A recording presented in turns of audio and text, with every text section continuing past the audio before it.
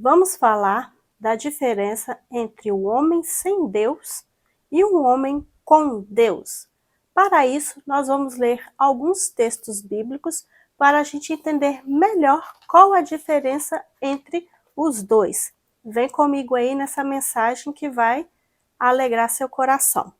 Vamos começar lendo lá no livro de Jó, capítulo 8, versículo 14 e versículo 15. A sua esperança fica frustrada, a sua confiança é como a teia de aranha. Encosta-se à sua casa, mas ela não subsiste. Apega-se ela, mas ela não fica em pé. O que acontece aí com um homem que não possui aí Deus na sua vida? Um homem sem Deus. Na verdade, a sua confiança, ela é uma falsa confiança. Ele não tem com quem se segurar, né? No caso, ele tem aí a sua confiança, a sua segurança, como se estivesse apoiado numa teia de aranha. Você já pôs a mão aí na teia de aranha? Qualquer coisinha que você faz com ela, ela não aguenta, ela não suporta, né? No caso, é a mesma coisa com um homem que não tem Deus na vida dele, né? Ele acha que ele está seguro em alguma coisa, mas quando vem a primeira prova, infelizmente, ele não resiste, né? Ele tem a sua queda. Então, essa é uma característica aí do homem que não tem Deus na vida dele. E uma outra característica também que a gente vai avaliar aqui, encontra-se lá no livro de 1 Samuel. Vamos lá, na palavra de Deus. Um pouquinho atrás aí de Jó. 1 Samuel. Capítulo 12. O versículo é o 15. Vai falar um pouquinho aí sobre Saul. Mas não se destes, como não destes ouvido à voz do Senhor e fordes rebeldes às suas ordens, a mão do Senhor será contra vós, como foi contra os vossos pais. Aqui fala sobre a mensagem que Samuel passou para o povo de repreensão, porque houve aí o ato de desobediência do rei de Israel da época, que era Saul. Saul foi ungido por Deus, porém ele não andou conforme os desígnios, a vontade de Deus. Ele foi desobediente. Então Deus rejeitou Saul como rei. E aí Saul ficou uma pessoa muito atribulada, né? Então, todas as vezes que Saul ficava nervoso, a única coisa que conseguia acalmar o coração dele era Davi tocando a sua harpa. Então, um homem que não tem Deus, ele acaba tendo aí a rejeição de Deus, né? Deus não se preocupa com ele, né? Deus não tem aí um trato especial com ele. Então, acaba que ele fica aí como uma folha no vento, né? Jogado para lá e para cá, porque ele não tem aí essa fortaleza que é o Senhor Deus. Uma outra característica também encontra-se lá em Apocalipse 3, no versículo 17. Vamos lá. Dizes: rico sou e estou enriquecido, e nada tenho falta, mas não sabes que és um coitado e miserável, e pobre, e cego, e nu. A palavra de Deus quer dizer com a gente que o homem que não tem Deus na vida dele, ele é um ser que ele praticamente não tem nada. Ele pode conquistar riquezas, fama, né, ser uma pessoa notável, porém é a mesma coisa dele não ter nada. Por quê? Quando vier o grande dia do Senhor, tudo aquilo que ele adquiriu aqui na terra não vai adiantar de nada, né? Simplesmente, caixão não tem gaveta. Por isso que o Senhor designa para a gente, sempre para a gente buscar a salvação da nossa alma.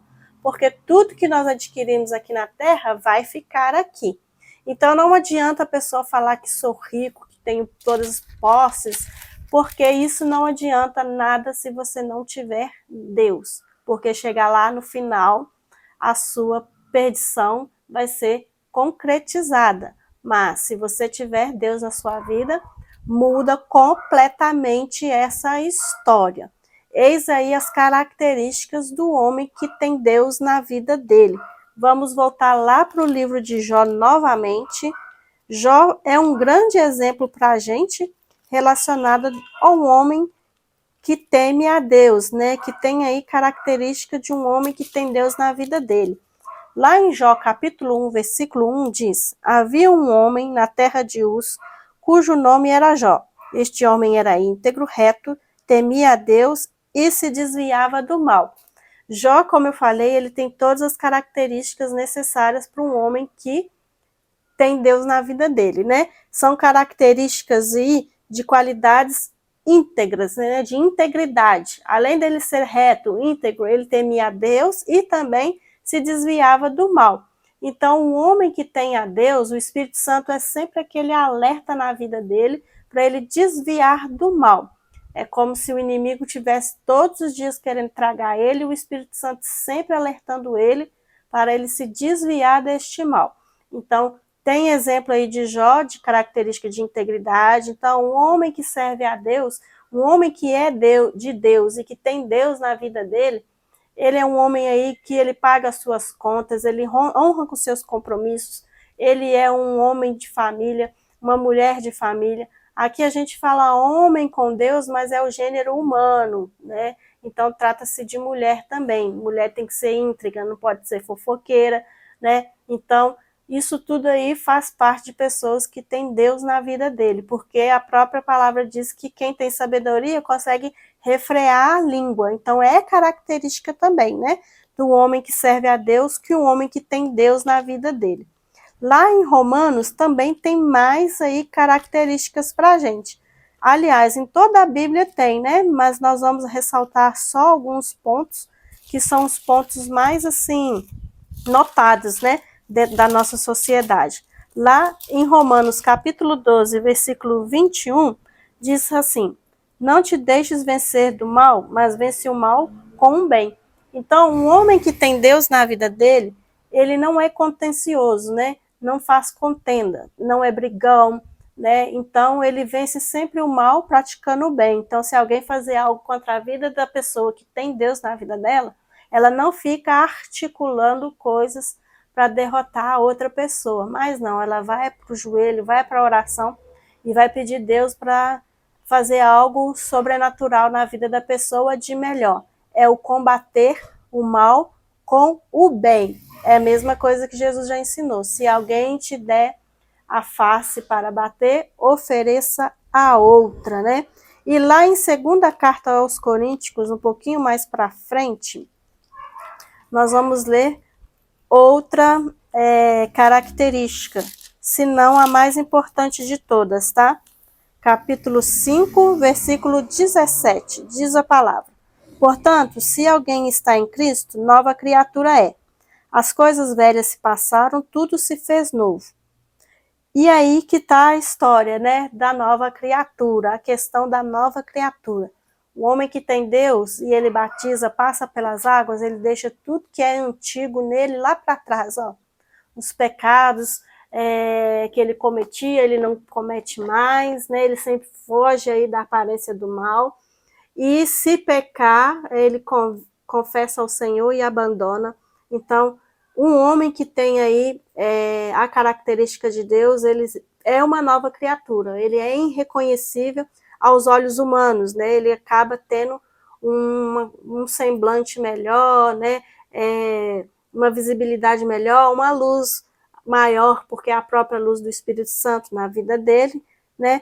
Então, assim, para finalizar, nós vamos lá em Mateus capítulo 7, é um texto conhecidíssimo dos dois fundamentos, né? Vai falar sobre o homem que tem a prudência e o homem que tem a imprudência. Então, diz o seguinte a palavra: portanto, todo aquele que ouve as minhas palavras e as pratica será semelhante ao homem prudente que edificou sua casa sobre a rocha.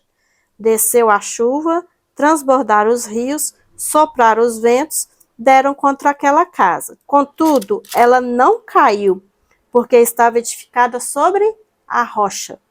Aquele que ouve as minhas palavras, mas não as cumpre, será comparado a um homem insensato ou imprudente, que edificou a sua casa sobre a areia, desceu a chuva, transbordaram os rios, sopraram os ventos, deram contra ela, aquela casa, e ela caiu e grande foi a sua queda. Então aqui está o exemplo, né, de um homem que tem prudência com Deus, ou um homem que é imprudente, um homem que não tem sem Deus, que é sem Deus.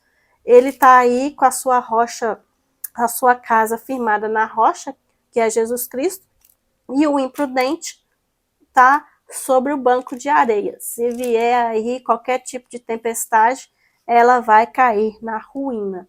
E aí tem benefício, né, para você ser uma pessoa que anda com Deus. Tá lá em Apocalipse 3, para finalizar a mensagem. É uma mensagem bem breve, mas bem edificadora para você. E está dizendo lá no capítulo 3, versículo 21. Ao que vencer, dar-lhe-ei a sentar-se comigo no meu trono, assim como eu venci e me assentei com o meu Pai no seu trono. Essas palavras são de Jesus para conosco. Se nós permanecermos com Ele até o fim, nós vamos assentar-nos à mesa com o Senhor, vamos ver o trono da glória, porque Jesus venceu e nós vamos vencer também. Então, que você possa crer nessa palavra e busque andar com Deus. Não falo de religiosidade. Andar com Deus verdadeiramente é ter uma conduta, um comportamento bom, né? Que você venha ser bem quisto e bem visto pela sociedade, né? Então você cumpra aí com os seus deveres como cidadão, como cristão, que você possa aí verdadeiramente ser um exemplo para a sua família, deixe o seu legado positivo para a sua família. E sabendo que lá no fim nós receberemos a coroa da vida, que é a vitória em Cristo Jesus.